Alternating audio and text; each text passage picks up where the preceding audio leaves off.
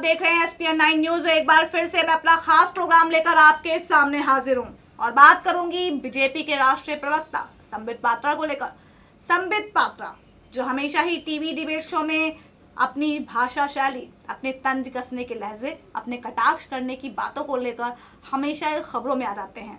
अगर आप उनके टीवी डिबेट शो देखते होंगे तो वो कई चैनल के शो में बाकायदा भारतीय जनता पार्टी का पक्ष रखते हुए नजर आते हैं और जब वो बोलते हैं तो बोलने में हंसी ना आए ऐसा तो हो ही नहीं सकता, क्योंकि उनके बोलने का लहजा ही कुछ ऐसा होता है कि इंसान का हंसना बनता ही है।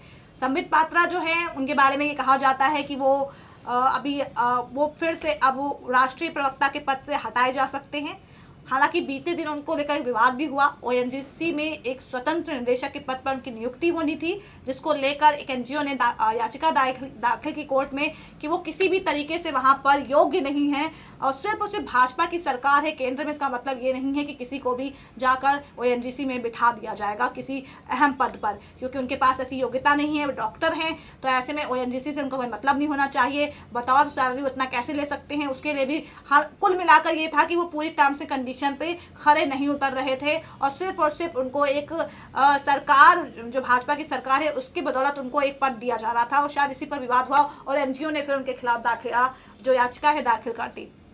अब ऐसे में एक खबर ये हो गई। दूसरी खबर ये थी कि राष्ट्रीय प्रवक्ता के पद से वो हट गए और कहा जा रहा था बीजेपी छोड़ देंगे और बन जाएंगे एंकर। जी हाँ, एंकर के तौर पर नजर आए बीते दिनों एक जाने माने न्यूज चैनल पर और बतौर गेस्ट एंकर के तौर पर उन्होंने बहुत अच्छी भूमिका भी निभाई। उन्होंने बहुत अच्छे तरीके से अपने पैनलिस्ट से सवाल पूछा। हालांकि वो उन्होंने कहा तो था कि मैं एक पत्रकार के लहजे में ही बात करूंगा, एक पत्रकार की तरह पक्ष और विपक्ष दोनों को बैलेंसिंग करके सारी चीज़ों को करूंगा, लेकिन उनमें भाजपा की छवि, उनकी बात करने के अंदाज में भाजपा की छवि साफ साफ नजर आ रही थी कि वो भाजपा के राष्ट्रीय प्रवक्ता हैं। हालांकि वहां पर जो पैनलिस्ट थे उन्होंने बहुत अच्छे से उनके साथ कोऑर्डिनेट किया। अखिलेश प्रताप सिंह की बात करूं और वहां पर सुधांशु त्रिवेदी जो कि बीजेपी की तरफ से वहां पर पक्ष रख रहे थे वहां पर मौजूद थे। तो ऐसे में आप सोच सकते हैं किस तरह से वहां पर पूरा माहौल हो गया है और माहौल हो गया था।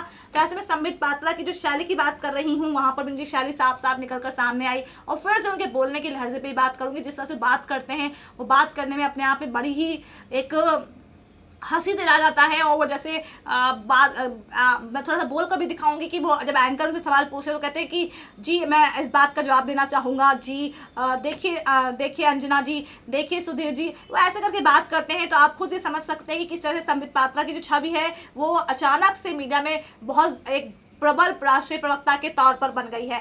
संबित पात्रा साल 2014 के लोकसभा चुनाव में जब बीजेपी पूर्ण बहुमत से सरकार बनाने में कामयाब रही, उसके बाद से ही उनका नाम सबसे ज़्यादा चर्चाओं में आया है और उसके बाद से ही उनको राष्ट्रीय प्रवक्ता के तौर पर देखा भी गया है संबित पात्रा को। तो ऐसे में अब संबित पात्रा को लेकर ये कहा जाता है कि वो बीजेपी का बहुत मजबूत पक्ष रखते हैं डिबेट शो में, इसलिए अब उन्हें राज्यसभा सांसद भी भेजा जा सकता है। और ऐसे में झारखंड की जो 2 सीटें हैं वहां पर बताया जा रहा है कि वहां से उन्हें राज्यसभा सांसद बनाया जा सकता है। लेकिन अभी वहां पर सबसे बड़ी कश्मकश तो ये है कि बहुत से लोगों को और बीजेपी की तरफ से जो बाहरी लोग हैं उनको राज्यसभा भेजा जा रहा है और जिस पर काफ़ी विवाद भी हो रहा है। और यही विवाद हो रहा है झारखंड की सीटों को लेकर, जहाँ से कई लोगों के नाम सामने आ रहे हैं। लेकिन ऐसे में बीजेपी में एक स्वर सामने आ रहे हैं। ये सामने आ रहा है कि जो मूलतः जो झारखंड का रहने वाला है, जो झारखंड की सारी बातों को समझता है, जो झारखंड की सारी मुश्किलों को जानता है,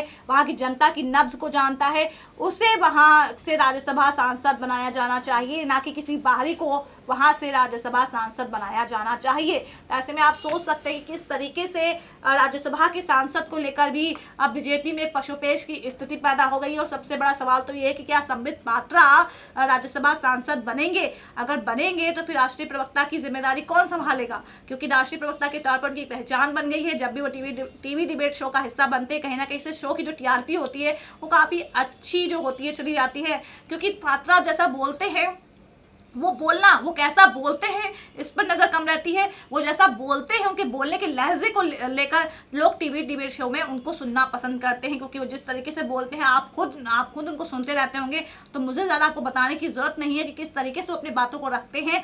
और फिर वहाँ पर वो जिस तरह तंज कसते हैं, चाहे वो असदुद्दीन ओवैसी को लेकर हो, चाहे वो वहाँ पर संजय निरुपम को लेकर हो, वहीं पर लिख कर दे देना कि राम मंदिर तो हम यहीं बनाएंगे, लिख कर वहाँ पर देना। सोचिए कन्हैया को लेकर हो, कन्हैया कुमार जो कि जेएनयू के छात्र हैं उनको लेकर हो, बहुत से ऐसे हार्दिक पटेल को लेकर कई ऐसे डिबेट शो हुए हैं जिसमें वो लगातार ऐसे तंज कस चुके हैं जो हमेशा ही खबरों में आ गया है। तो आप खुद सोच सकते हैं कि संबित पात्रा कितने आपने मजबूत प्रबल राष्ट्रीय प्रवक्ता हैं। हालांकि शायद यही उनकी प्रबलता है कि इसके मद्देनजर उन्हें अब वहां से हटाकर राज्यसभा का सांसद बनाया जा सकता है। हालांकि इस वक्त मेरे पास जो खबर सामने है, उस खबर में ये कहा जा रहा है कि बहुत से लोगों के नामों की घोषणा हो गई है और उस घोषणा में साफ साफ ये बताया गया है, संबित पात्रा का कहीं जिक्र नहीं किया गया है। हालांकि अब झारखंड को लेकर थोड़ा सा भी सस्पेंस बरकरार है। मैं आपको थोड़ा सा बताना चाहूँगी कि जो नाम जो सामने आए हैं उनमें नाम में बहुत से लोगों का नाम सामने आया है। मैं आपको संक्षेप में धीरे धीरे थोड़ा बताऊंगी कि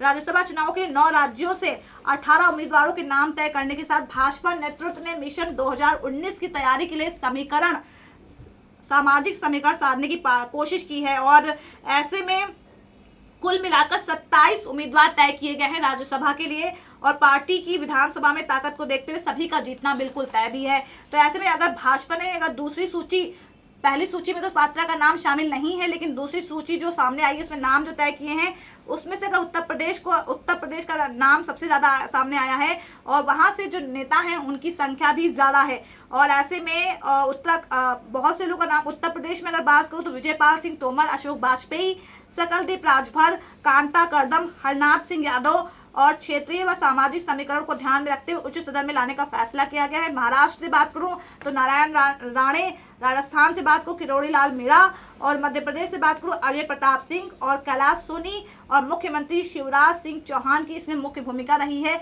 अभी तक फिलहाल यही नाम सामने है, आप देख सकते हैं। मैं आपको दिखाना चाहूंगी भाजपा के उम्मीदवारों से साधे हैं सामाजिक समीकरण, ये आप देख सकते हैं। लोकसभा की रणनीति पर नजर केरल और आंध्र प्रदेश के लिए संदेश दिए गए और ये आप देख सकते हैं यहाँ पर, ये देखिए, समर्पण और क्षेत्रीय संतुलन को तरजीह दी गई है। भाजपा प्रत्याशी चयन है ये अशोक वाजपेयी, सकलदीप राजभर, वी मुरलीधरन, अनिल बलूनी, समीर उराव, नारायण राणे, किरोड़ी लाल मीणा, विजयपाल सिंह तोमर, सरोज पांडे, कांता कर्दम और जीवीएल नरसिम्हा राव। हालांकि जीवीएल नरसिम्हा राव का जिक्र करना चाहूंगी, ये भी कभी कभी राष्ट्रीय प्रवक्ता के तौर पर नजर आते हैं और बाकायदा मीडिया पर कॉन्फ्रेंस करके पार्टी की तरफ से पक्ष रखते हुए नजर आते हैं। तो ऐसे में इनको भी अब राज्यसभा सांसद, ये लिखा हुआ है इसमें, जीवीएल नरसिम्हा राव वर्तमान में भाजपा के राष्ट्रीय प्रवक्ता हैं और वो चुनाव विश्लेषक भी रह चुके हैं। तो ऐसे में इनको राज्यसभा सांसद बनने के लिए का नाम तय कर दिया गया है, ये राज्यसभा सांसद बनेंगे। तो ऐसे में अब कहा जा रहा है कि संबित पात्रा का भी नाम शामिल हो सकता है, क्योंकि संबित पात्रा भी,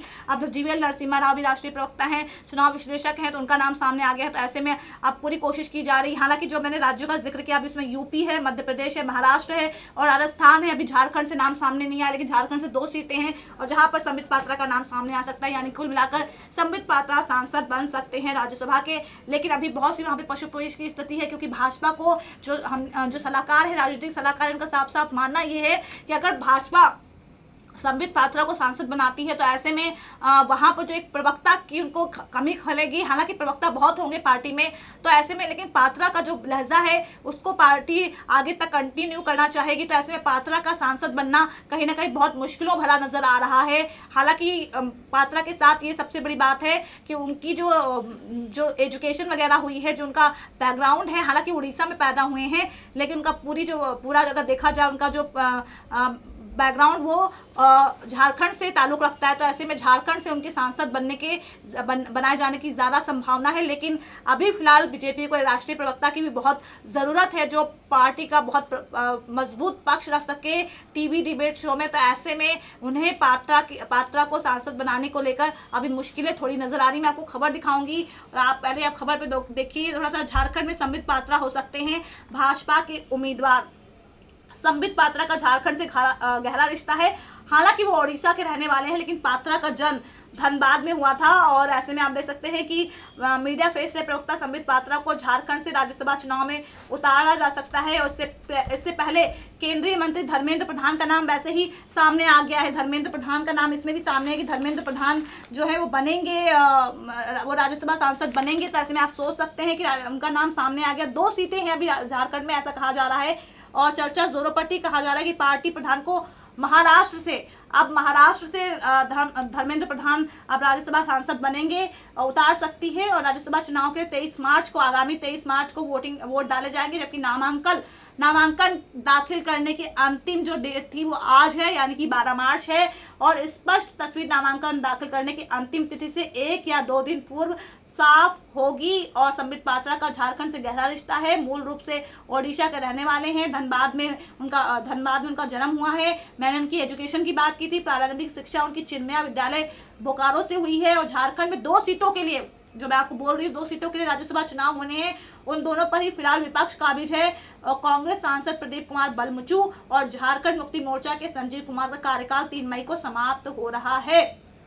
तो ऐसे में सबसे बड़ा सवाल तो ये है कि जिस तरीके से ये देख सकते हैं आपकी 2 सीटों को लेकर भाजपा का मंथन शुरू हो गया है। लेकिन कुल मिलाकर जिस तरीके से वहां पर ये कहा जा रहा है कि वहां पर जो सांसद बनाए जाते हैं, जो वहां पर जो इनका नाम सामने आ रहा है, वो नाम जो है बाहरी हैं। और ऐसे में ऐसे शख्स को वहां पर माफी चाहूंगी, सांसद बनाया जाना चाहिए जो कि झारखंड को बहुत अच्छे से समझते हैं। आप देख सकते हैं मैंने जो बात कही है, इस खबर में भी यही लिखा है कि झारखंड से राज्यसभा में बाहरी लोगों को बतौर राज्यसभा सांसद बनाने की सूची लगातार लंबी होती जा रही है। इनमें एमजे अकबर, मुख्तार अब्बास नकवी, SS अहलूवालिया, देवदास आप्टे, जयप्रकाश नारायण सिंह और परिमल नाथवानी के नाम शामिल हैं। और बीते कुछ राज्यसभा चुनावों से बीजेपी की अगुवाई वाले एनडीए गठबंधन की तरफ से कई बाहरी उम्मीदवारों को राज्यसभा में भेजा गया था, लेकिन अब इसके खिलाफ आवाजें उठने लगी हैं। लोगों का मानना है कि झारखंड के उन व्यक्तियों को राज्यसभा में सूबे का प्रतिनिधित्व करने का अवसर मिलना चाहिए जो यहाँ के निवासी हों, जो यहाँ की